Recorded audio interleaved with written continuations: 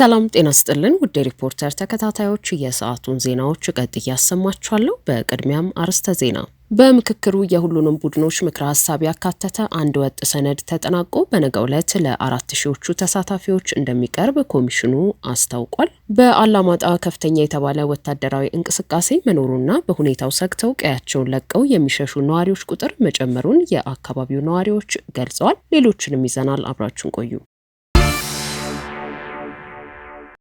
በምክክሩ የሁሉንም ቡድኖች ምክረ ሀሳብ ያካተተ አንድ ወጥ ሰነድ ተጠናቆ በነገው ዕለት ለ4000ዎቹ ተሳታፊዎች እንደሚቀርብ ኮሚሽኑ አስታወቀ። በሀገራዊ ምክክር ጉባኤው ከ8ቱ ቡድኖች የተውጣጡ አጠናቃሪ ተሳታፊዎች ያዘጋጁትና የሁሉንም ቡድኖች ምክረ ሀሳብ ያካተተ አንድ ወጥ ሰነድ መጠናቀቁን የኢትዮጵያ ሀገራዊ ምክክር ኮሚሽን አስታውቋል። የኮሚሽኑን አሁናዊ የምክክር ሂደትና የስራ እንቅስቃሴ አስመልክተው በዛሬው ዕለት መግለጫ የሰጡት የሀገራዊ ምክክር ኮሚሽን ምክትል ዋና ኮሚሽነር ሂሩት ገብረስላሴ እንደገለጹት ከ8ቱ የስራ ቡድኖች የተውጣጡ አጠናቃሪ ተሳታፊዎች ላለፉት ቀናት የስብሰባ አጀንዳዎችን ሲያደራጁና ሲያጠናቅሩ ቆይተዋል። ይህ የማጠናቀር ስራ የ8ቱን ቡድኖች ምክረ ሀሳብ አጠቃሎ ለማቅረብ ከፍተኛ ጥንቃቄ የሚፈልግ በመሆኑ ተጨማሪ ጊዜ መውሰዱን ጠቁመዋል። አጠናቃሪ ቡድኖቹ እስከ ትላንት ምሽት ድረስ የ8ቱንም ቡድኖች ምክረ ሀሳብ ያካተተ አንድ ወጥ ሰነድ ማዘጋጀት መቻላቸውን የገለጹት ምክትል ዋና ኮሚሽነሯ ይህ አሰራር የተዘረጋው እያንዳንዱ ቡድን በተዘጋጀው ሰነድ ላይ የመጨረሻ ግብአቱን ማስገባትና አስተያየቱን መስጠት እንዲችል ታስቦ መሆኑን አስረድተዋል። በዚህ መሰረት በተዘጋጀው ወጥ ሰነድ ላይ ውይይት ለማድረግና ከ8ቱ ቡድኖች ተጨማሪ ግብአቶችን ለመሰብሰብ ሰነዱ በዛሬው ዕለት ለየቡድኖቹ የማቅረብ ስራ እየተከናወነ ይገኛል ብለዋል። በዛሬው ውይይት 8ቱ ቡድኖች የሁሉም ቡድኖች ምክረ ሀሳቦችን ሰምተው ግብአት የሚሰጡ ሲሆን ማምሻውን 120 አባላት ያሉት አጠናቃሪ ቡድን እነዚህን የመጨረሻ ግብአቶች በማካተት የመጨረሻውን የውሳኔ ሰነድ አጠናቀው እንደሚያዘጋጁም ነው የገለጹት። በዚህ መሰረት በአጠናቃሪ ቡድኑ የሚዘጋጀው የመጨረሻ ሰነድ ነገ ነሐሴ 14 ቀን 2018 ዓ.ም ለ4000 የምክክር ጉባኤው ተሳታፊዎች እንደሚቀርብ ምክትል ዋና ኮሚሽነሯ አረጋግጠዋል። አንዳንዱ ቡድን የአምስት ቡድንን ሰምቷል፣ አንዳንዱ የ6 ቡድንን ሰምቷል እና ይሄ ሂደት እያንዳንዱ ቡድን በሚቀርበው ሰነድ ላይ የመጨረሻ ግብአቱን ማስገባት እንዲችል አስተያየቱን መስጠት እንዲችል የተዘጋጀ ሂደት ነው። እነሱ ዛሬ 8ቱም ቡድኖች የ8ቱንም ቡድኖች ምክረ ሀሳቦች ይሰማሉ፣ ግብአት ይሰጣሉ። ማምሻቸውን እነዚህ 120ዎቹ አጠናካሪ ቡድኖች የመጨረሻዎቹን ግብአቶች በማካተት የፋይናል የመጨረሻውን ሰነድ አጠናቀው ያዘጋጃሉ ማለት ነው። በዚህ መሰረት በነገው ዕለት ይሄ የተጠናከረው የመጨረሻው ሰነድ ለ4000 ተሳታፊ ይቀርባል ማለት ነው። ይሄ እንግዲህ አንድ ትልቅ ምዕራፍ ላይ ደርሰናል ማለት ነው። ምክትል ኮሚሽነሯ ሰኞ ዕለት በሰጡት መግለጫ የተሰበሰቡት ግብአቶች ተጠቃለው የመጨረሻው ሀገራዊ ሰነድ ተዘጋጅቶ ከተጠናቀቀ በኋላ ባለድርሻ አካላትን ጨምሮ 4000 ያህል ተሳታፊዎች በሚገኙበት ጉባኤ ፊት ቀርቦ ዛሬ ረቡዕ ሙሉ በሙሉ እንደሚጸድቅ መናገራቸው ይታወሳል። በአላማጣ ከፍተኛ የተባለ ወታደራዊ እንቅስቃሴ መኖሩና በሁኔታው ሰግተው ቀያቸውን ለቀው የሚሸሹ ነዋሪዎች ቁጥር መጨመሩንም የአካባቢው ነዋሪዎች ገለጹ። በራያ አላማጣ ከተማና በዙሪያው በሚገኙ የገጠር ቀበሌዎች የትግራይ ኃይሎች ከፍተኛ የተባለ ወታደራዊ እንቅስቃሴ እያደረጉ መሆናቸውንና በአካባቢው ያለው ነዋሪም በስጋት ቀየውን ለቆ እንደ ቆቦ ባሉ አጎራባሽ ከተማዎች እየተሰደደ መሆኑን የአካባቢው ምንጮች ለሪፖርተር ጠቁመዋል። የህወሓት ኃይሎች ምሽጎችን በከተማው ዙሪያ እየሰሩ ነው ያሉት ምንጮች ከባድ መሳሪያዎችንም ከመሃል ትግራይ እያጓጓዙ ስለመሆኑ አንስተዋል። በአላማጣ አሁን ላይ ወጣት የሚባል የለም፣ በየጊዜው የሚፈናቀል ነው ያለው፣ በከተማዋ የሚገኙትም ህጻናትና አረጋውያን ብቻ ናቸው ሲሉም ነው በአካባቢው ያለውን ሁኔታ ያስረዱት። ከሰሞኑም የህወሓት ኃይሎች በአማራ ክልል አዋሳኝ አካባቢዎች በከፍተኛ ቁጥር እየሰፈሩ እንደነበር አንስተው ከቀናት በፊት የተኩስ ልውውጥ በኋላ ግን ከአካባቢው ማፈግፈጋቸውንም ጨምረው አስረድተዋል። አብዛኛው የሎጂስቲክ አካላት ትላልቅ መሳሪያዎችን የማጓጓዝ ወታደራቸው ከአካባቢ ወደኛ አካባቢ ማስጠጋት ይሄን አይነት ነገሮችን እየሰሩ ነው ያሉት። እንግዲህ አላማጣ ያው በእነሱ ታጣቂዎች ብዛት ተወረዋል። አብዛኛው ነዋሪ ተፈናቅሎ ሌላ ቦታ ነው መጥቶ ያለው። በቆቦ በአዲስ አበባና በወልዲያ ነው እየኖረ ያለው እና ያው የነሱ የጦርነት ዝግጅት ነው ያለው። ሙሉውን ምሽግ ዙሪያውን የመስራት አንዳንድ ነገር የማድረግ ነው ያለው። በሙሉ በእነሱ በኩል ያለው ነገር ይሄ ነው። በቆቦ በወልዲያና በአዲስ አበባ ከፍተኛ ቁጥር ያለው የአላማጣ ተፈናቃይ ነው ያለው ያሉት እነዚህ ምንጮች አሁንም ለመውጣት መንገድ የጀመሩ እንዳሉ አስረድተዋል። እንደ ቆቦ ባሉ ጊዜያዊ መጠለያዎችም ብዙ ተፈናቃይ እንዳለ እንሰማለን ያሉት ነዋሪው ችግር ውስጥም ወድቀዋል። ከዛ ባለፈም አሁንም ድረስ የጦርነትና የደህንነት ስጋት አለብን ብለዋል። ከቀናት በፊት በአማራና ትግራይ አዋሳኝ አካባቢዎች ላይ በፌዴራል መንግስቱና በህወሓት ኃይሎች መካከል የተኩስ ልውውጥ እንደነበረ አይዘነጋም።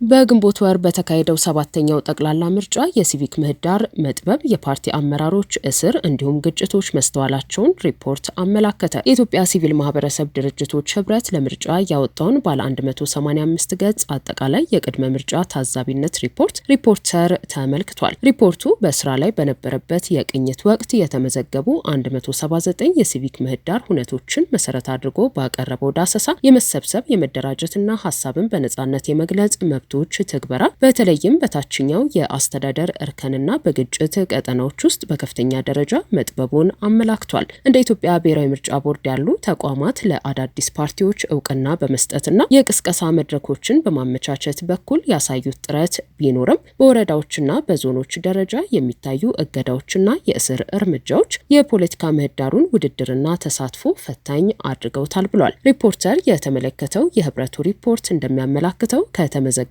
ሁነቶች መካከል ከፍተኛውን ድርሻ የያዘው የመሰብሰብ መብት ጥሰት 86 በመቶውን ድርሻ ይይዛል። እንደ ኢዜማ፣ ጎጎት፣ ነጻነትና እኩልነት ፓርቲ እንዲሁም ትብብር ለኢትዮጵያ አንድነት ያሉ ተፎካካሪ የፖለቲካ ፓርቲዎች በአዲስ አበባና በሌሎች በርካታ ክልሎች የምርጫ ቅስቀሳዎችንና ጠቅላላ ጉባኤዎችን አካሂደዋል።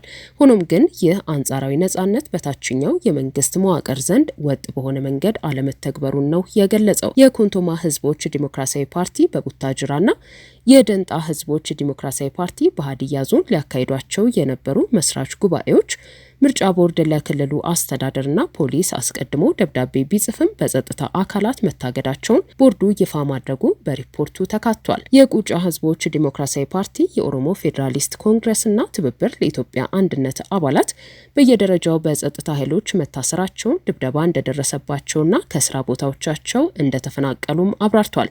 በምርጫው ዋዜማ የነበረው የሚዲያ ምህዳር በቁጥጥርና በእስር እርምጃዎች የታጀበ እንደነበር በህብረቱ ሪፖርት ላይ ተመልክቷል። የኢትዮጵያ ኢንሳይደር መስራች፣ የሸገር ኤፍኤም እና የአሃዱ ሬዲዮ ጋዜጠኞች ለአጭርና ለረጅም ጊዜ መታሰራቸው ተመዝግቧል። በተጨማሪም የኢትዮጵያ መገናኛ ብዙሃን ባለስልጣን በዶይቼ ቬለ አማርኛ ቋንቋ አገልግሎት ጋዜጠኞች፣ በዋዜማ ሬዲዮና በአዲስ ስታንዳርድ ላይ የወሰዳቸው የእገዳና የፍቃድ መሰረዝ እርምጃዎች እንዲሁም የሮይተርስ ጋዜጠኞች እውቅና መሰረዝ በመገናኛ ብዙሃን ነጻነት ላይ ተጽዕኖ ማሳደሩን ጠቅሷል።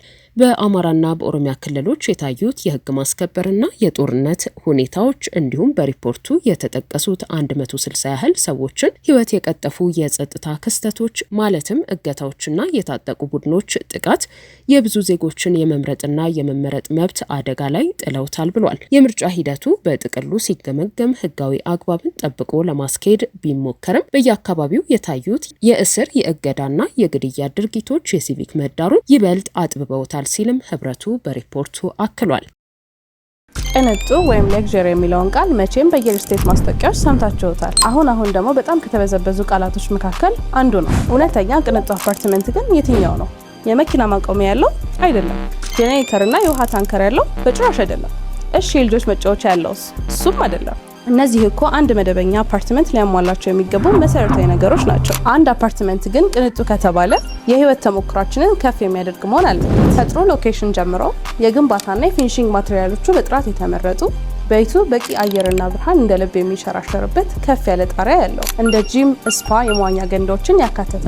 ስለዚህ እንዳትሸወዱ፣ ቅንጡ ነን ያሉ ሁሉ ቅንጡ አይደሉም። አማን ፕሮፐርቲ።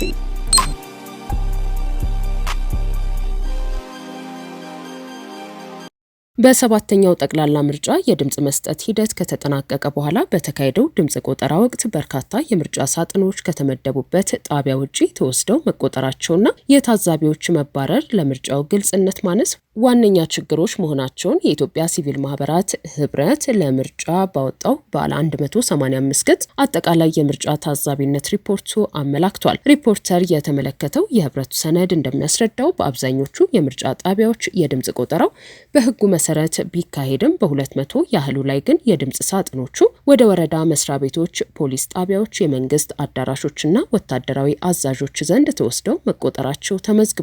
ህብረቱ ያቀረበው ዳሰሳ እንደሚያሳየው ይህ አይነቱ አሰራር ታዛቢዎች በሌሉበትና በስውር የተካሄደ በመሆኑ ሂደቱ ወደ ኋላ ተመልሶ ሊረጋገጥ የማይችልና የምርጫውን ብልሽት ያሳየ ትልቁ ክፍተት ነው ሲል ፈርጆታል። በነገሌ አርሲ፣ በሮቤ፣ በሻሽመኔ፣ በሰሜን ሸዋ ሞጃና ወደራ፣ በሸዋሮቢት እንዲሁም በወግዴ ወረዳዎች የምርጫ ሳጥኖች ለደህንነት ሲባል ወይንም ወታደሮች ባሉበት ይቆጠራሉ በሚል ሰበብ በሌሊትና ታዛቢዎች በተባረሩበት ሁኔታ መወሰዳቸውን ሪፖርቱ በዝርዝር ያብራራል። ከዚህም ባሻገር ህብረቱ በድምጽ ቆጠራው ሂደት የታዩት አበይት ግድፈቶችን የዘረዘረ ሲሆን በኦሮሚያና በአማራ ክልሎች በሚገኙ በርካታ ጣቢያዎች ድምጽ መስጠት እንደተጠናቀቀ ሳጥኖቹ ሳይቆጠሩ በፖሊስና በወረዳ አስተዳደር ተሽከርካሪዎች ተጭነው መወሰዳቸውና በነጋታው በፖሊስ ጣቢያዎች መቆጠራቸው ተጠቅሷል። በደራራ ወረዳ በሚገኝ የገበሬዎች ማሰልጠኛ ጣቢያ ቀኑ ሙሉ 930 መራጮችን የቆጠሩ ታዛቢዎች ድምጽ ከመቆጠሩ በፊት በኃይል እንዲወጡ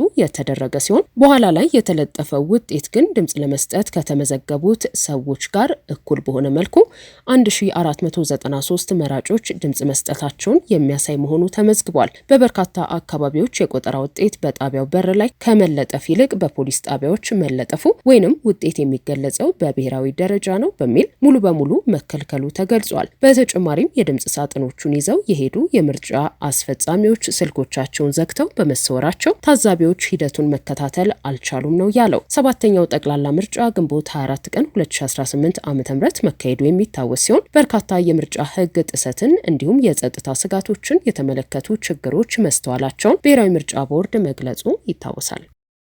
ውድ ሪፖርተር ተከታታዮች የሰዓቱ ዜናዎቻችን እነዚህ ነበሩ። ስላደመጣችሁን ከልብ እናመሰግናለን።